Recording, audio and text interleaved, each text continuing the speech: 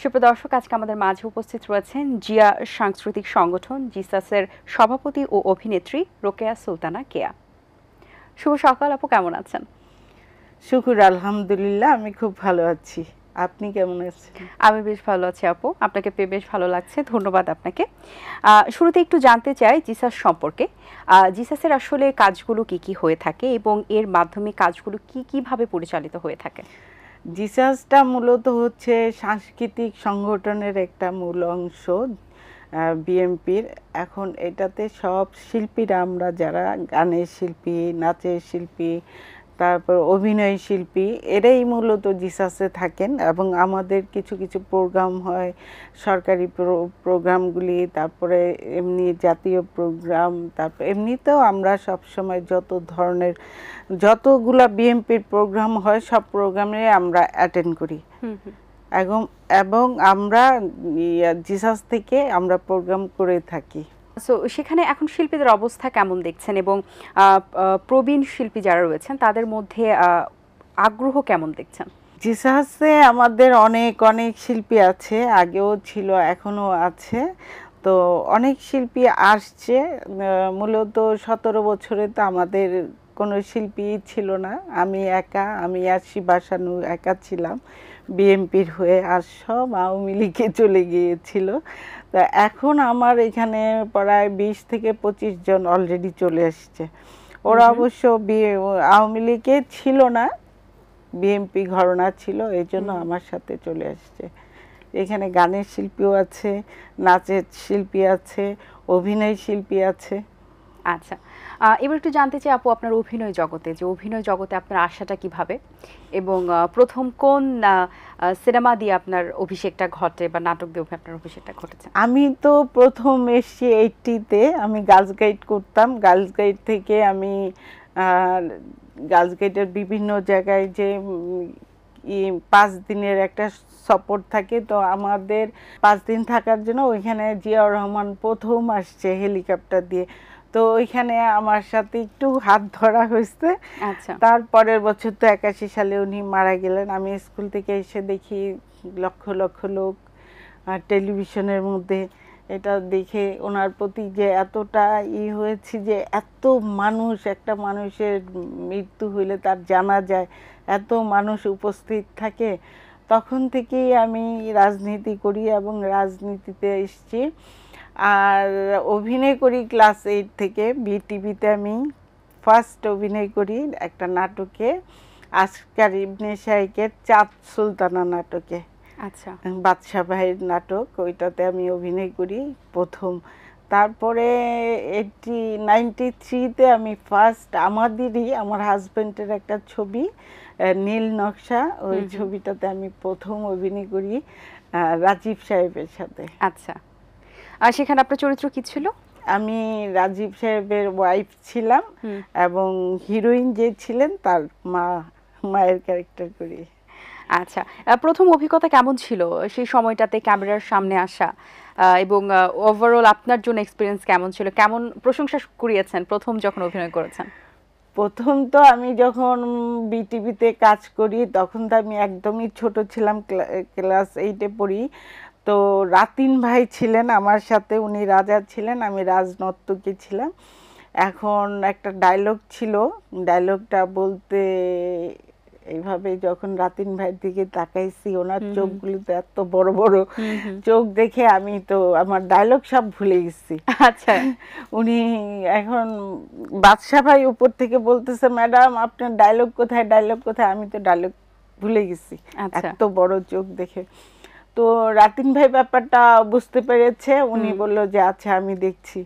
উনি আমাকে বলল যে আপনি আমার এই মাঝখানে, ভুরুর মাঝখানে তাকাবেন, আমার চোখের দিকে তাকাবেন না, আপনি ভয় পেয়েছেন, আমি বুঝতে পেরেছি।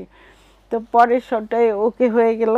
আচ্ছা, কি ছিল ডায়লগটা, কি মনে আছে কোনো করতে গিয়ে? একটা কি মানে ওনার সাথে কি একটা, ওনাকে সুরা, ওই তখন তো সুরা বলতো, ওটা খাওয়াচ্ছি আর কি জানি একটা ডায়লগ। আচ্ছা, ঠিক আছে। তো আরেকটা হচ্ছে নীল নকশার ছবি, ওইটা ফার্স্ট আমি ওইটাতে সিনেমাতে ঢুকি, তার আগে আমি বিটিভিতে এমনি নাটক করতাম।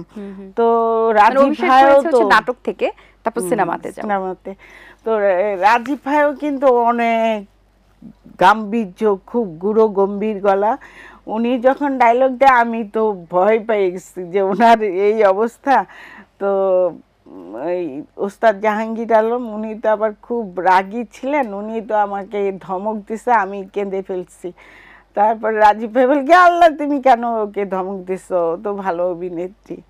তারপরে আমি যখন টেকটা হলো খুব ভালো, সবাই হাতে তালি দিল, ভালোই হয়েছে, কারণ আমার তো অভিজ্ঞতা ছিল আগে থেকে। রাজীব ভাইয়ের সাথে তো আগে কাজ করিনি, এই জন্য। আচ্ছা আচ্ছা, আপু একটু জানতে চাই যে দেশের যে হলের যে দুরবস্থা, এটার পেছনে আসলে মূল কারণটা কি বলে আপনার মনে হয়? মূল কারণ তো একমাত্র হচ্ছে যে আমাদের হাতে হাতে মোবাইল, সবার হাতে এখন মোবাইল।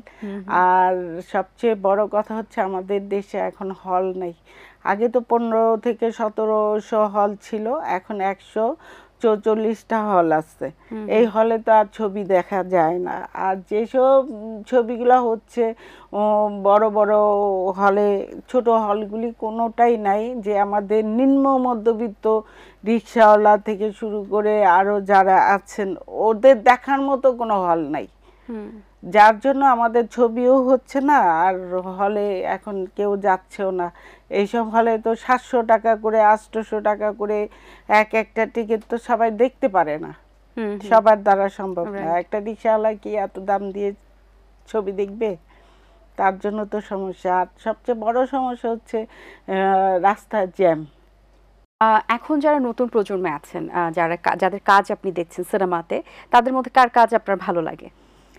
এখন যারা কাজ করছে এদের মধ্যে তো সাকিব আছে 1 নম্বরে, আর দ্বিতীয়ত বুবলির কাজ আমার খুব ভালো লাগে। আর আপনাদের সময় যে সিনেমার জগতে যারা কাজ করতেন, তাদের মধ্যে কার কাজ আপনার খুব ভালো লাগতো?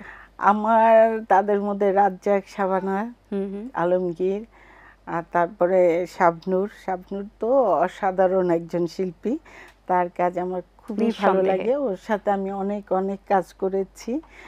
আর সাকিব তো আছে। আচ্ছা, এখন যদি আপনার সাপোজ আপনি খুব ইয়াং জেনারেশনে আছেন, বা এখন আপনি নায়িকা হিসেবে কাজ করতে পারবেন, তাহলে কো আর্টিস্ট হিসেবে কাকে চাইতেন? আমি আলমগীরকে চাইতাম। আচ্ছা, বাহ, খুব ভালো।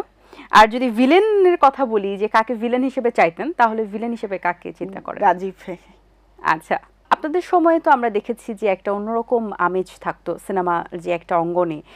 এখন তো ওটিটি প্ল্যাটফর্ম এসেছে, ইউটিউব এসেছে, এবং lots of social media active.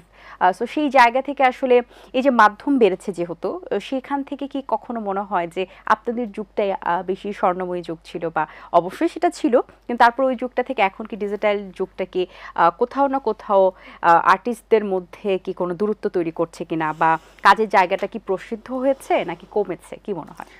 আমাদের যে যুগটা ছিল স্বর্ণযুগ, অবশ্যই স্বর্ণযুগ ছিল। তখন তো আমরা দেখা যেত যে একদিনে 3টা ছবিও করেছি। আমার দেখা গেছে আমি 53 থেকে এফডিসিতে আসছি, ওইখানে একটা ছবির শট নিয়ে আবার এফডিসিতে এসে 2টা ছবি শুটিং করেছি, একদিনে 3টা ছবিও করেছি। কিন্তু এই 16-17 বছরে আমি কোনো ছবি করতে পারি নাই, কেউ আমাকে নাই। আর এখন যে ইগুলা হয়েছে ওগুলার মধ্যে আমার ভালো লাগে না। আমাদের আগের যুগটাই ভালো ছিল। এফডিসিটা সবসময় সরগরম ছিল, বাহিরে ছিল, মানে একটা ফ্লোর তখন খালি ছিল না, সবটাতেই কাজ ছিল, শুধু কাজ আর কাজ। এখন কোনো কাজ নেই। অসংখ্য ধন্যবাদ আপু আপনাকে, খুব ভালো লেগেছে আপনার সাথে কথা বলে। অনেক শুভকামনা রইল আপনার জন্য, ভালো থাকবেন সব সময়। তোমাকেও ধন্যবাদ, দর্শককে ধন্যবাদ, সবাই ভালো থাকবেন, আল্লাহ হাফেজ।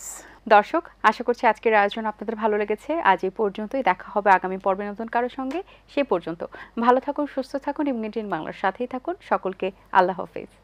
দিন আসে দিন যায়, সময়টা চলে যায়, তবু আছি এই বেশ ভালো।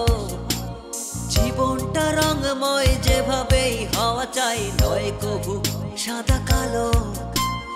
এই আশাতে স্বপ্ন ভাসে, সুখ হাসে চোখে মুখে, চায়ের চুমুকে।